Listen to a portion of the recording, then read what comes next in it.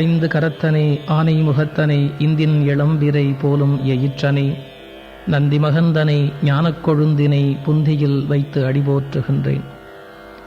அருளே உருவான அன்னை பராசக்தியினுடைய தனிப்பெரும் கருணையினாலே அற்புதங்கள் பல செய்கின்ற கற்பக விநாயகப் பெருமானாக பிள்ளையார்பட்டியில் எழுந்தருளி உலக மக்களுக்கு நன்மைகள் பல செய்து கொண்டிருக்கின்ற கற்பக விநாயகப் பெருமானுடைய பெருமையினையும் அந்த பிள்ளையார்பட்டி தல வரலாற்றினையும் பிள்ளையார் வழிபாட்டிலே இருக்கிற ஒரு சில இரகசியங்களையும் மந்திரங்களையும் மந்திரங்களுடைய பொருள்களையும் இப்போது நாம் தெரிந்து கொள்வதாக இருக்கிறோம். எத்தனையோ விதமான வழிபாடுகளை நாம் செய்யலாம் என்றாலும் பிள்ளையாருடைய வழிபாடு எளிமையுடைய இனிமையுடைய சுலபமான முறையில் பக்தனுக்கு அருள் செய்கிற ஒரு வழிபாடு. அந்த வழிபாட்டில் இன்றைக்கு தலைமையிடமாக விளங்குகிற இடம் பிள்ளையார்பட்டி என்று சொன்னால் மிகையாகாது. மலைக்கோட்டை விநாயகப் பெருமானுக்கு எவ்வளவோ பெருமைகள் உண்டு என்று சொன்னாலும் இன்றைக்கு பிள்ளையார்பட்டி என்ற உடனே இரண்டு கைகளோடு ஜடாமகுடத்தோடு இருக்கிற கற்பக விநாயகப் பெருமானுடைய திருவுருவம் எல்லோருடைய மனக்கண் முன்பாகவும் வருகிறது. அவரை வேண்டி தங்களுடைய துன்பங்களை நீக்கிக் கொண்டவர்கள், தங்களது துயரங்களை அழித்து கொண்டவர்கள், கண்ணீரை துடைத்தவர்கள் எவ்வளவோ பேர் இருக்கிறார்கள். அந்த கற்பக விநாயகப் பெருமானுடைய பெருமையினையும் பிள்ளையார்பட்டி தல வரலாற்றையும் இப்போது உங்களுக்கு சொல்லலாம் என்று கருதுகிறேன். முதலில் பிள்ளையார் என்கிற திருநாமத்தினுடைய பொருளை நாம் தெரிந்து கொள்ள வேண்டும். விநாயகப் பெருமானுக்கு கணபதி, கணேசன், விக்னேஸ்வரன், கணநாதன் என்ற எத்தனையோ பெயர்கள் உண்டு என்று சொன்னாலும் அழகு தமிழில் அமைந்திருக்கிற திருநாமம் பிள்ளையார். பிள்ளை என்ற சொல்லுக்கு நம்முடைய குழந்தைகள், மக்கள் என்று பொருள். அதில் ஆர் என்கிற மரியாதை விகுதி சேருகிற போது அவர் மதிக்கத்தகுந்த பிள்ளையாக கருதப்படுவதாலே பிள்ளையார் என்று அழைக்கப்படுகிறார். சிவபெருமானுக்கு முருகப்பெருமானும் பிள்ளைதான், ஐயன் ஐயப்பனும் பிள்ளைதான், விநாயகப் பெருமானும் பிள்ளைதான்.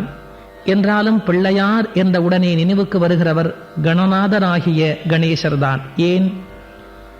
முருகப்பெருமான் அப்படியானால் பிள்ளை இல்லையா? அவரும் பிள்ளைதான். என்றாலும் அவருடைய நிலை வேறு, விநாயகப் பெருமானுடைய நிலை வேறு. ஒரு வேடிக்கையான நிகழ்ச்சி சொல்கிறேன். ஒரு வீட்டு வாசலிலே ஒரு பெரியவர் உட்கார்ந்திருக்கிறார். ஒரு 50 வயது மதிக்கத்தக்க ஒருவர். அவரை பார்ப்பதற்கு 2-3 பிள்ளைகள் வருகிறார்கள். ஒரு 12 வயது 10 வயது என்பதாக ஒரு 4-5 பிள்ளைகள் வாசலிலே வந்து நின்று கொண்டிருக்கிறார்கள். அவர்களெல்லாம் ஒரு நற்பணி மன்றம் வைத்திருக்கிறார்கள். அதற்கு தலைவராக இருக்கிறவர் வேறு யாருமல்ல, இந்த பெரியவருடைய பிள்ளை, சின்ன பிள்ளை. அந்த சின்ன பிள்ளையை தேடிக்கொண்டு வருகிறவர்கள் கேட்கிறார்கள், வீட்டில் வாசலில் இருக்கிற பெரியவரை பார்த்து, தலைவர் இல்லையா என்று கேட்டார்கள். இந்த 50 வயது பெரியவர் ஆடிப்போய் விட்டார். காரணம், அவருடைய 50 வயதில் அவரை யாரும் தலைவர் என்று அழைத்ததே இல்லை. தன்னை யாருமே அழைக்காத போது தன்னுடைய பிள்ளையை தலைவர் இருக்கிறாரா என்று கேட்டவுடனே அவருக்கு கோபம் வருகிறது. என்ன பெரிய தலைவர், பெரிய தலைவர், அவனுக்கும் வேலை இல்லை, உங்களுக்கும் வேலை இல்லை, எல்லாருமாக சேர்ந்து கொண்டு தெருவை சுற்றுங்கள் என்று கோபமாக கண்டிக்கிறார். இப்படி அவர் கோபமாக பேசிவிட்டு உள்ளே திரும்பி மனைவியை பார்த்தாயா, நம்முடைய சின்ன பிள்ளையை எல்லோரும் தலைவர் என்று சொல்லுகிறார்கள் என்று கோபமாக கத்துகிறார். அந்த சந்தர்ப்பத்திலே வாசல்ல இருக்கிற சின்ன பிள்ளைகள் எல்லாம் சொன்னார்கள், ஐயா, எங்களை என்ன வேண்டுமானாலும் சொல்லுங்கள், பொறுத்துக் கொள்வோம். எங்கள் தலைவரை ஏதாவது சொன்னால் நாங்கள் கோபப்பட்டு உங்களுக்கு கூட ஏதாவது கெடுதல் செய்து விடுவோம். இப்போது கூட உங்களை நாங்கள் மன்னிப்பதற்கு ஒரே காரணம், நீங்கள் எங்கள் தலைவரின் அப்பா என்பதாலே மன்னித்துக் கொண்டிருக்கிறோம். இந்த பிள்ளைகள் இப்படி சொல்லிவிட்டு போன உடனே அந்த அப்பாவுக்கு உடம்பெல்லாம் கொதிக்கிறது. பிள்ளைகளை பார்த்து இப்படியெல்லாம் சொல்லிவிட்டு போய்விட்டார்களே என்று மனைவியிடத்தில் கோபமாக கேட்கிற போது மனைவி சிரித்துக் கொண்டே சொன்னாள், உங்களை தலைவர் என்று அழைப்பதற்கு ஒருவரும் இல்லை என்பதற்காக கோபப்படாதீர்கள், நம்முடைய சின்ன பிள்ளைக்கு இந்த வயதில் எவ்வளவு பெருமை பார்த்தீர்களா என்று கேட்டாள். படியிறங்கி பெரியவர் போகிற போது எதிர்வீட்டுக்காரர் கேட்டார், என்ன உங்கள் பிள்ளை எப்படி இருக்கிறார் என்று. உடனே ஞாபகமாக தந்தை கேட்டார், பெரிய பிள்ளையை சொல்லுகிறீர்களா, சின்ன பிள்ளையை சொல்லுகிறீர்களா என்று. ஏன்? சின்ன பிள்ளையை அன்றிலிருந்து அவர் தலைவர் என்று தான் சொல்வது வழக்கம். அவர் எப்போது யார் கேட்டாலும் பெரிய பிள்ளையைத்தான் பிள்ளை என்று சொல்வார். காரணம், அந்த பெரிய பிள்ளை சம்பாதிக்க தொடங்கினாலும் பணத்தை கொண்டு வந்து அப்பாவிடத்திலே கொடுத்துவிட்டு மரியாதையாக பஸ்ஸுக்கு சில்லறை வாங்கி கொண்டு போகிற பிள்ளை. அவனுக்கு அப்பா அம்மா தான் உலகம். அப்பா இருமினால் மருந்து வாங்கி கொண்டு வந்து கொடுப்பான். இந்த கதை எங்கோ நான் வேடிக்கையாக சொல்லிக் கொண்டிருக்கிறேன் என்று யாரும் நினைக்க வேண்டாம். இது சிவபெருமானுடைய கதை. அவருடைய மூத்த பிள்ளையாகிய விநாயகர் அப்பா அம்மா உலகம் என்று அவரையே சுற்றி வந்து மாங்கனி பெற்றுக்கொண்டு பெற்றோர்தான் உலகம் என்பதை புரிய வைத்தவர்.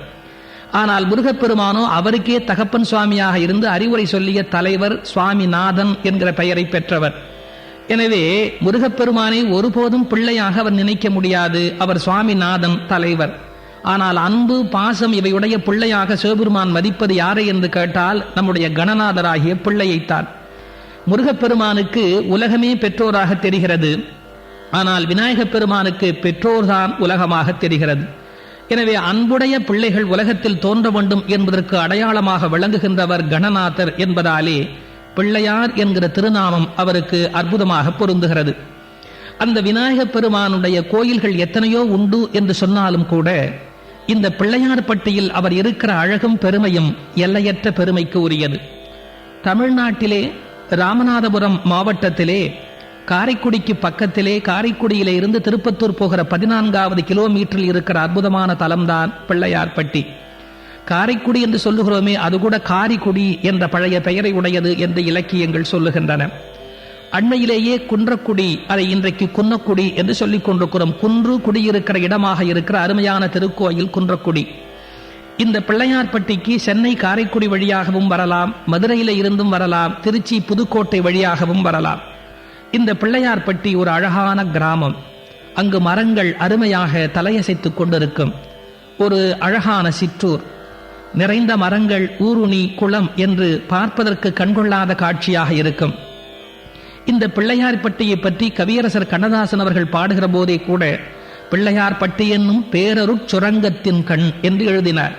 இது அருட்சுரங்கம். ஆம், இங்கே எல்லா விதமான அருளும் உங்களுக்கு வழங்கப்படுவதாலே அருட்சுரங்கமாகவே அது விளங்குகிறது.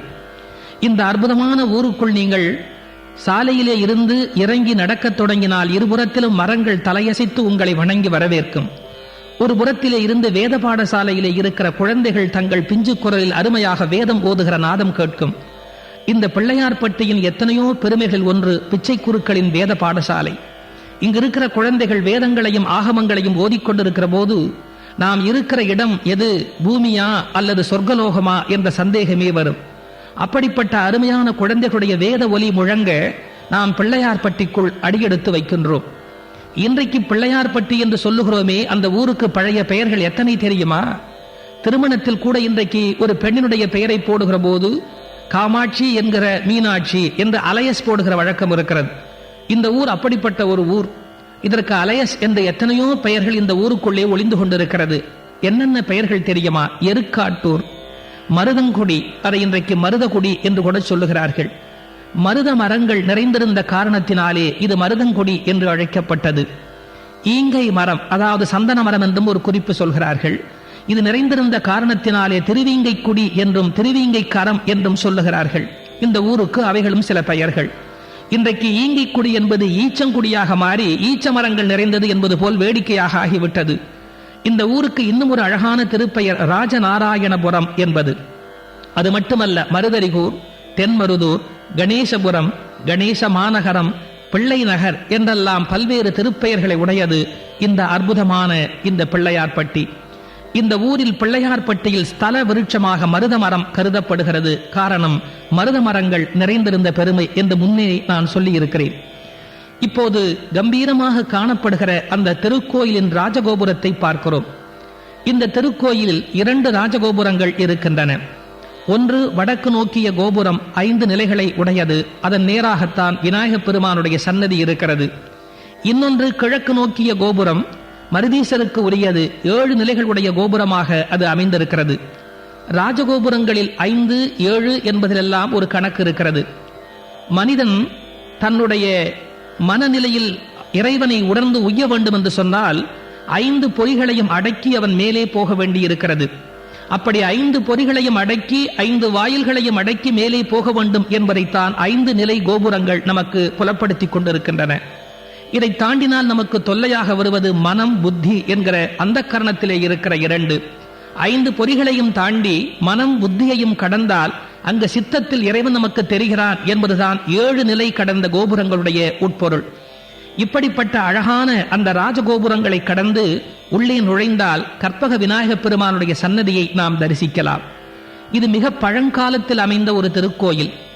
1600 ஆண்டுகளுக்கு முன்பாகவே இது அமைந்திருக்க வேண்டும் என்று கண்டுபிடித்திருக்கிறார்கள். கல்வெட்டுக்கள், கல்லின் அமைப்பு, கோயிலின் சிற்பமுறை இவற்றையெல்லாம் வைத்து கணக்கு செய்து பார்க்கிற போது 1600 ஆண்டுகளுக்கு முன்னராகவே இந்த திருக்கோயில் அமைக்கப்பட்டிருக்க வேண்டும் என்று கண்டுபிடித்திருக்கிறார்கள்.